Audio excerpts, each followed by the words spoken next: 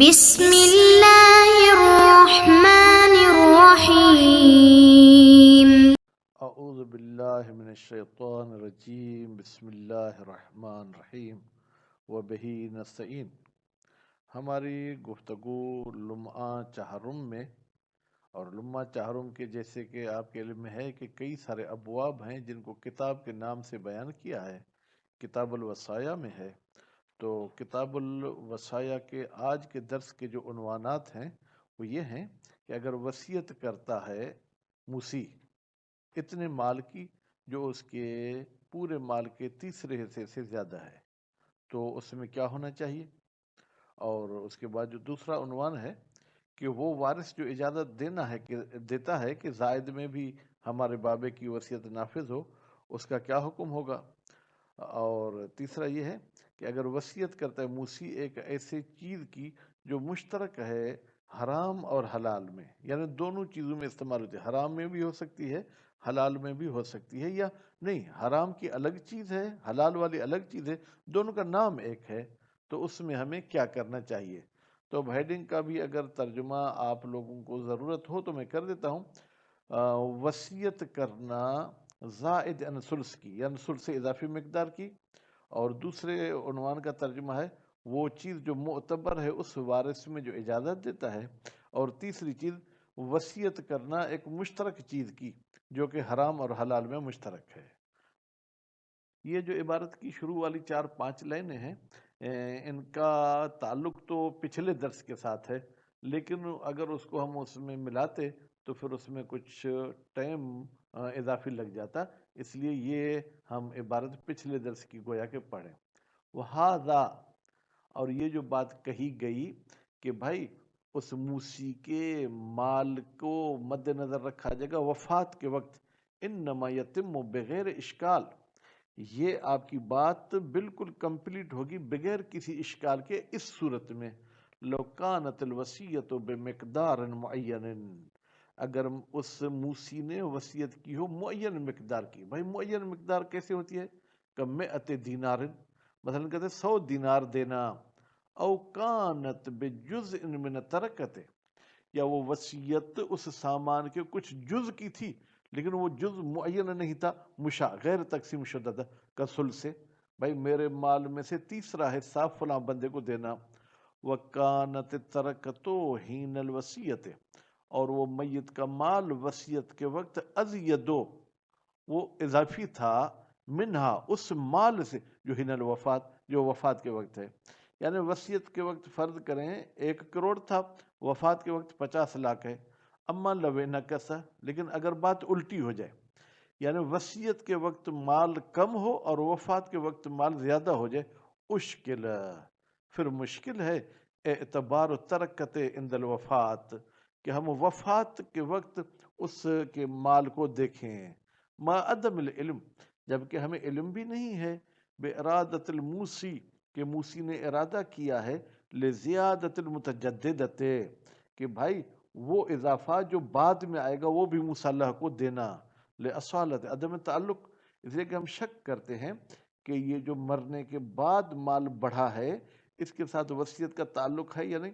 اصالت العدم کہتا ہے کہ اس کے ساتھ وصیت کا تعلق نہیں ہے، اور اس کے بعد ہے وہ شہادت الحال، اور ہم دیکھتے ہیں کہ ہمارے معاشرے میں شہادت الحال یعنی حال اور قرین حالیہ بھی یہی گواہی دیتا ہے کہ بھئی بعد والے مال کے ساتھ اس کی وصیت کا تعلق نہیں ہے۔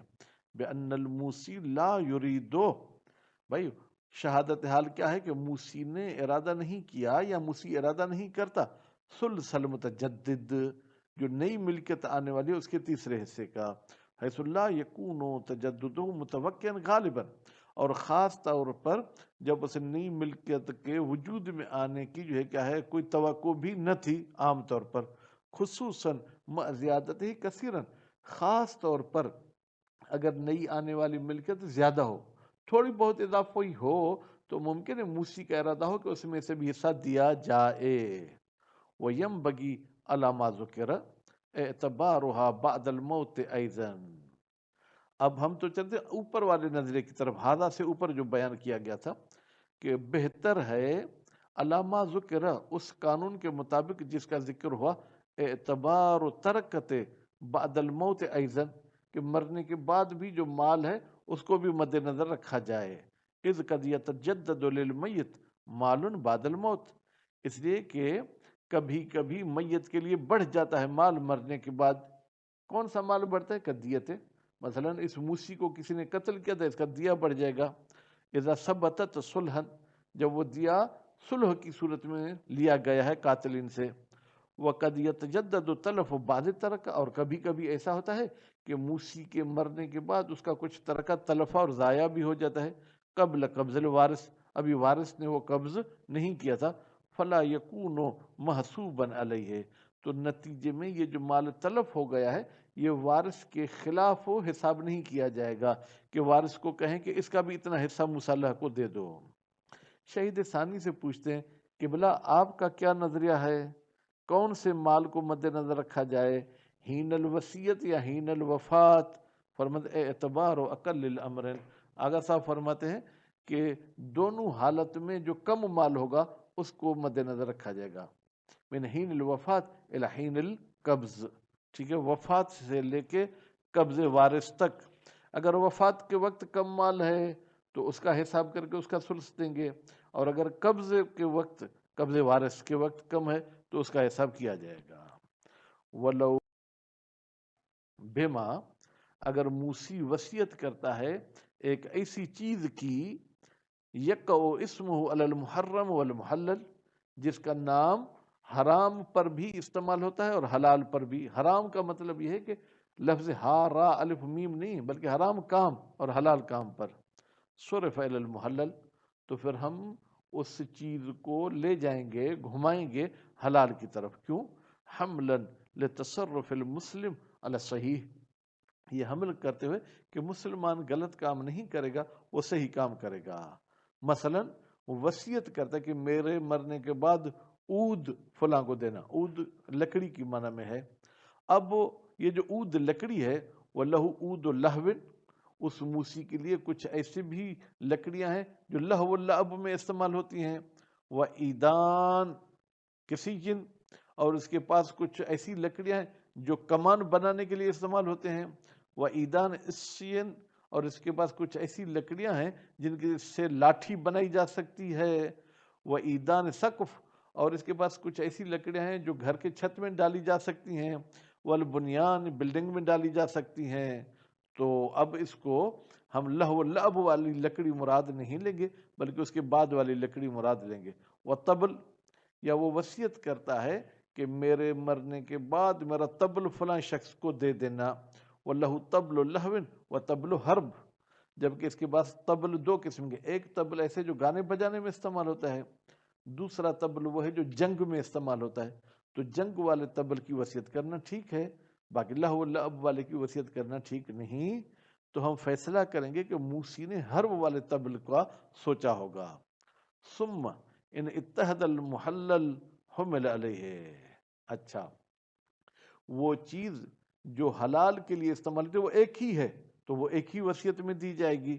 وَإِن تَعَدَّدَ، لیکن اگر جنگ کے کئی سارے طبل ہیں تو پھر تخیر الوارث فی تعیین ما شاء، پھر وارث صاحب کو اختیار ہے کہ ان طبل میں سے جس کو دینا چاہے وصیت میں دے سکتا ہے. وَلَوْ لَمْ يَكُنْ لَهُ إِلَّا الْمُحَرَّمُ، اگر نہ ہو اس کام کے لیے، اس چیز کے لیے فائدہ سوائے حرام کے، تو بطلت الوصیت، وصیت باطل ہو جائے گی. البتہ ایک صورت میں، ان لم یمکن ازالت الوصف المحرم، اگر ممکن نہ ہو کہ اس چیز سے ہم حرام کام والی صفت کو ختم کریں، مع بقاء مالیت ہی، جبکہ حرام والی صفت ختم کرنے کے بعد بھی اس کی کچھ مالیت، کچھ قیمت رہتی ہو تو پھر تو ٹھیک ہو سکتے. وَإِلَّا، اللہ اور لم یمکن اس بات میں تبدیل ہو جائے گا، یعنی اگر ممکن ہے یہ صفت ختم کرنا تو صحت، یہ وصیت صحیح ہے. وَحُوِّلَ إِلَى الْمُحَلَّلِ، اور اس چیز کو تبدیل کیا جائے گا کس میں؟ حلال. وَيَتَخَيَّرُ الْوَارِثُ فِي الْمُتَوَاتِي، اب پھر فرماتے ہیں کہ اگر موسی نے وصیت کی ہے ایک ایسی چیز کی جو متواتی ہے، متواتی کو مشترک معنوی بھی کہا جاتا ہے، اور اس کی یہاں پر بھی تعریف یوں کرتے وَهُوَ الْمَقُولُ عَلَى مَعْنًا، متواتی اس لفظ کو کہا جاتا ہے جو استعمال ہوتا ہے ایک ایسی معنی پر یشترک فیہ کثیرن، جس میں بہت سارے افراد شریک ہو جاتے ہیں. کل عبد، مثلا کہا کہ بھائی میرے مرنے کے بعد میرا عبد زید کو دینا، ٹھیک. اب اس کے کئی سارے عبد ہیں تو ان میں سے کسی بھی ایک عبد کو انتخاب کر کے دے سکتے ہیں. وہ فی المشترک، اور اگر وصیت کی ہے ایک مشترک چیز کی، ٹھیک ہے، تو اس میں بھی وارث کو اختیار ہے. مشترک کسے کہتے ہیں؟ وہ المقول علی معنیین. مشترک اس لفظ کو کہتے ہیں جو دو معنوں کے لیے استعمال ہوتا ہے. جیسے اپنے اردو میں ہم لفظ استعمال کرتے ہیں بھائی کل، اب کل گزشتہ کل کو بھی کہتے ہیں، آنے والے کل کو بھی کہتے ہیں. فصاعدا، یا دو معنوں سے بھی زیادہ کے لیے وہ لفظ استعمال ہوتا ہے بالوضع الاول، وضع اول میں، یعنی ہر لفظ کے لیے، ہر معنی کے لیے الگ الگ اس کو وضع کیا گیا، ایک ہی وقت سب معانی کو دیکھ کر اس کو وضع نہیں کیا گیا ہے. من حیث ہوا کذالک، اس لحاظ سے کہ وہ ایسے ہے، ایسے ہے یعنی اس لفظ کی کئی معنی ہیں. کل قوس، جیسے قوس کمان کی معنی میں. لأن الوصیت بالمتواتی، اس لیے کہ جب وصیت کی جاتی ہے متواتی چیز کی، تو یہ جو وصیت ہے وصیت بالماہیہ، یہ گویا کہ کسی فرد کی وصیت نہیں ہے، ایک ماہیت کی وصیت ہے. الصادقۃ بکل فرد، جو صدق کرتی ہے ہر فرد پر، من الافراد، اپنے افراد میں سے. کل عبد، اگر اس کے 10 عبد تھے تو یہ لفظ عبد پہلے پر بھی صدق کرتا ہے، دوسرے پر بھی، تیسرے پر بھی. لأن مدلول اللفظ فیہ، اس لیے کہ لفظ کی معنی فی ہے اس متواتی میں، والماہیت الکلیت، وہ ماہیت کلی ہے یعنی جس کو عبد کہا جا سکے. وہ خصوصیت الافراد، اور افراد کی خصوصیت کہ فلاں جوان عبد ہے، فلاں جو ہے بوڑھا ہے، فلاں پڑھا لکھا ہے، فلاں غیر پڑھا لکھا ہے. غیر مقصودۃ، ان صفات اور خصوصیات کو کس نہیں کیا گیا. الا تب انہا، لازمی ہے پڑھا لکھا جب جائے گا تو اس کے پڑھائی لکھائی والا فائدہ بھی مصلح کے پاس جائے گا. فیتخیر الوارث ہو، پھر وارث صاحب کو اختیار ہے کس بات میں؟ فی تعیین ای فرد شاء، جس بھی عبد کے فرد کو انتخاب کرے. کیوں؟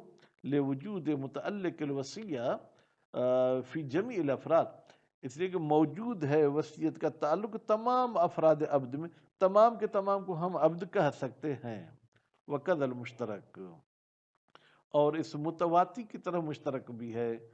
مثلا عربی میں لفظ عین سونے کو بھی کہتے ہیں، چشمے کو بھی کہتے ہیں، اور بھی بہت ساری معنوں کے لیے استعمال ہوتا ہے. لأن متعلق الوصیت فیہ، اس لیے کہ وصیت کا تعلق فی ہے اس مشترک میں، والاسم، وہ نام ہے جس کو عین کا نام دیا جائے. وہ صادقن، یہ نام صدق کرتا ہے، علی ما، ہر اس معنی پر، تحتہ، جو جناب اس اسم کے انڈر میں ہے، من المعانی، حقیقتاً وہ مجازی بھی نہیں ہے، حقیقتاً ہر معنی پہ دلالت کرتا ہے. وتحصل البراءۃ، تو نتیجے میں وارث بری و ذمہ ہو جائیں گے، بکل واحد من الافراد، ان افراد میں سے یا کسی کو بھی دے دیں. وربما احتمل ہونا القرأۃ، بعض لوگ کہتے ہیں کہ مشترک لفظی میں ہم قرآ اندازی کریں گے. لأنہ، اس لیے کہ یہ قرآ اندازی، لأنہا ہوتا تو اور بھی بہتر تھا. لأنہ امر مشکل. چلیں ٹھیک ہے، اب انہو کی ضمیر آپ قرآ کی طرف نہیں پلٹائیں، تو پھر یہ انہو کی ضمیر مشترک کی طرف پلٹائیں. بھائی یہ مشترک لفظ کا استعمال کرنا یہ مشکل امر ہے. والقرأۃ لکل امر مشکل، یہ اپنا قانون ذہن میں رکھیں، اور قرآ اندازی ہر مشکل کام کے لیے ہوتا ہے. اذ الموصی بہ لیس کل واحد، اس لیے کہ جس چیز کی وصیت کی گئی ہے وہ سب کے سب افراد تو نہیں ہے.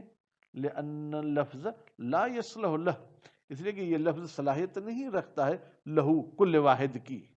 وإنما المراد واحد غیر معین، مراد ایک ہے لیکن وہ معین نہیں ہے. فیتوصل الیہ، تو اسے ایک معنی کی طرف پہنچا جائے گا بالقرأۃ، قرأے کے ذریعے. ویضعف، بھائی یہ احتمال ضعیف ہے جو ربما احتمل میں کہا. کیوں؟ بأنہا لبیان ما ہوا معین فی نفس الامر مشکل ظاہر، اس لیے کہ قرآ وہاں پر کیا جاتا ہے جو چیز حقیقت میں معین ہو لیکن ظاہر میں وہ معین نہ ہو سکے. ولیس ہناک ذالک، اس وصیت کے باب میں ایسا نہیں ہے.